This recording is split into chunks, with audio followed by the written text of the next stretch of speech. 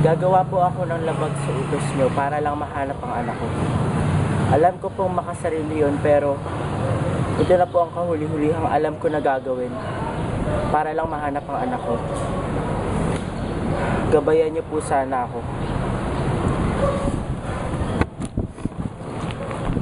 Teka, ito ba ang bahay ng mga Araneta? Bakit parang...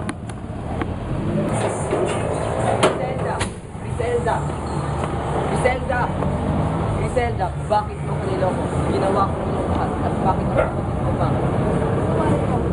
Hindi ako dapat para sa pagmamahal mo. Nagpakasinta ko sa'yo dahil alam kong mayaman ka at yun lang alam kong paraan para makakaon sa hirap. Paano ang anak natin? Wala ka na bang naramdaman na pagmamahal sa akin? Patawarin mo.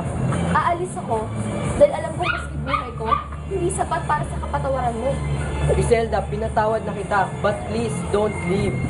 Kung talagang mahal mo ako, hayaan mo ako mapag-isa.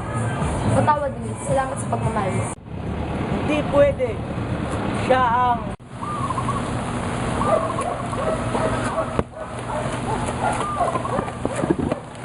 Tao po! Magandang hapon po. Paano ko po kayo malilingkuran? Magandang hapon. Ila, dapat gusto mo namang ampunin itong anak ko. Naku, baka budol-budol yan. Hindi po, kailangan ko lang talaga ng mag-aalaga sa anak ko. Babalikan ko po. Hindi ko po kaya yan. Baka may kilala kayo. Siguro po, yung amo ko po kakamatay lang po ng anak ng lalaki. Tama na mamatay. Opo, opo. Babalikan ko to balang araw. Opo, sige po.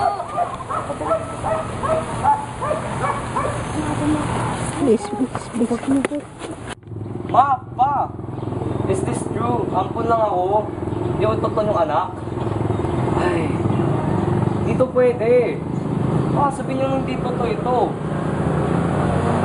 Hindi man talaga totoo. Ba't kailangan itong malaman sa iba? Ba't kailangan yung ilihim? Ma, please, sabihin nyo, where are my parents? Anak, paano nalaman? James, hindi ka namin anak. 25 taon na mula nung mamatay yung totoo naming anak. Kaya nung may nag-iwan ng isang sanggol na lalaki sa bahay namin, kasi si Luis, hindi ka man nanggaling sa akin. Mahal ka namin. Pinunan mo ang upang humili na namin sa isang anak.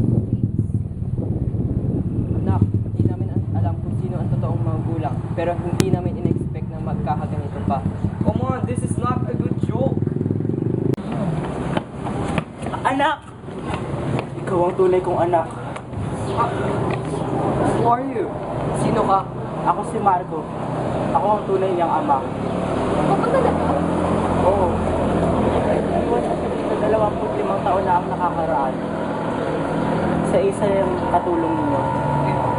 Kung ikaw ang tatay ko, asan nanay ko? Matagal na siyang patay. Namatay siya nung isinilang ka. Papa, ito ba talaga tunay kong anak? Sandali lang. Totoo ba? Ikaw ba talaga tatay ni James?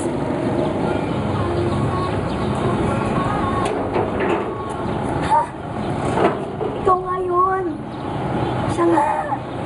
Sa kanya ko po iniwan ang bata.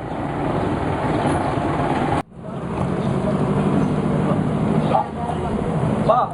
Tulungan natin. siya! Sa loob. Sige! Puso ko! James! Mahal na mahal kita. What? Ano? Joanna! Sorry, mamaya na lang tayo mag-usap. Pasok si Daddy. James! James! James! Engaged na kami, James. Masaya ka na. Kung ayaw mo makunan ka, umalis ka na. Ayan, kayo ang mga fiancé ko. Hindi mababayaran ng 20 pesos mo yung pagmamahal ko kay James. Basta